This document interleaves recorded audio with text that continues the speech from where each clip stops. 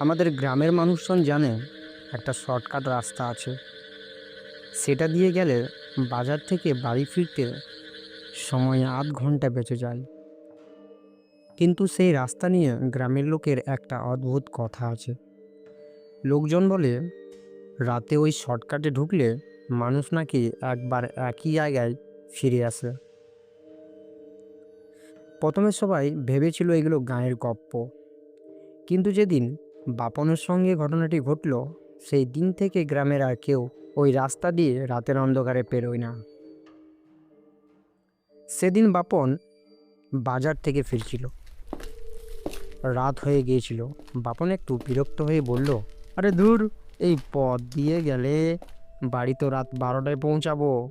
তার বন্ধু সুমন বলল, এই হ্যাঁ হ্যাঁ বাপনদা, তুমি ঠিক বলছো, তাহলে শর্টকাট দিয়ে যাই না, চলো। ওই রাস্তা দিয়ে কত কথা শুনেছি পাড়ার লোকের কাছে, কেউ নাকি যায় না। সুমন হেসে বলল, এই আরে ওসব বাজে কথা, ভূত টুত কিছুই নেই। বাপন একটু ভেবে শর্টকাট রাস্তার দিকে হাঁটতে শুরু করলো। রাস্তার দুপাশে ঘন পাড়ঝড়, চারপাশে একেবারে নিস্তব্ধ।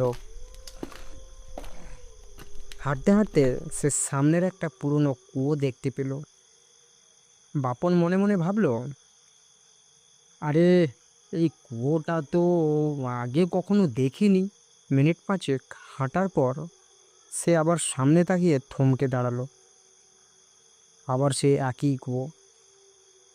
বাপন ভুরু কুঁচকে বলল, আরে আরে এটা কি করে সম্ভব? আমি একটু পরেই কুয়োটা পার করে এসেছি। সে ভাবলো হয়তো ভুল দেখেছিল, আবার হাঁটতে শুরু করলো। চারপাশে তখন হালকা হালকা হাওয়া বইছে, বাঁশ জোড়ে পাতার শব্দ হচ্ছে। 10 মিনিট পরে বাপন আবার সামনে তাকালো। তার বুকটা ধক করে উঠল। আবার সেই একই কুয়ো। এবার তার গলা শুকিয়ে গেল। আরে এটা কি হচ্ছে আমার সাথে? আমি কি গোল গোল ঘুরছি নাকি? ঠিক তখনই তার পেছনে কার পায়ের শব্দ শোনা গেল।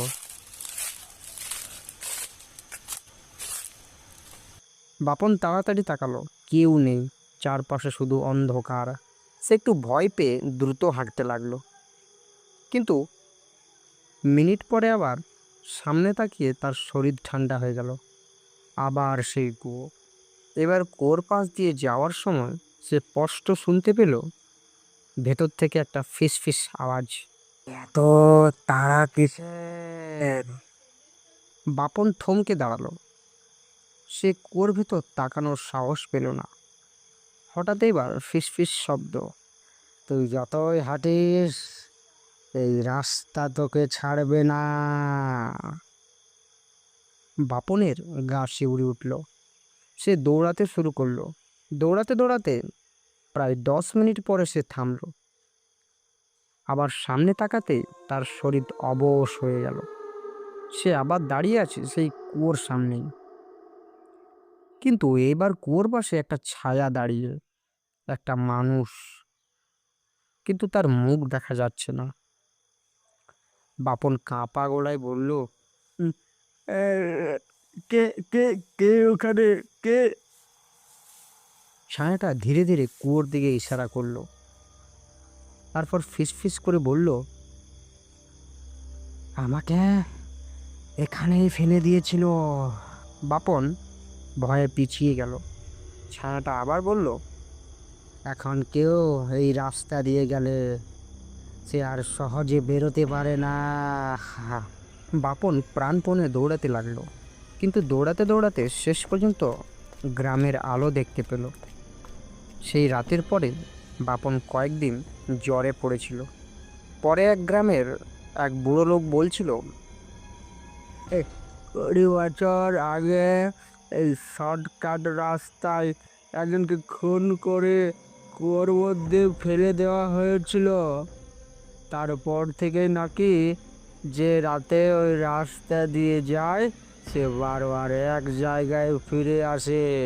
আজও আমাদের গ্রামের কেউ সন্ধ্যার পর ওই শর্টকাট রাস্তা দিয়ে হাঁটে না, কারণ লোকজন বলে ওই রাস্তা দিয়ে গেলে রাস্তা তোমাকে বাড়ি পৌঁছে দেয় না, সে শুধু তোমাকে বারবার একই জায়গায় ফিরে নিয়ে আসে। কথাটা শুনে আমার মাথা ঘুরে উঠল, আর গল্পটি এইখানে শেষ হলো।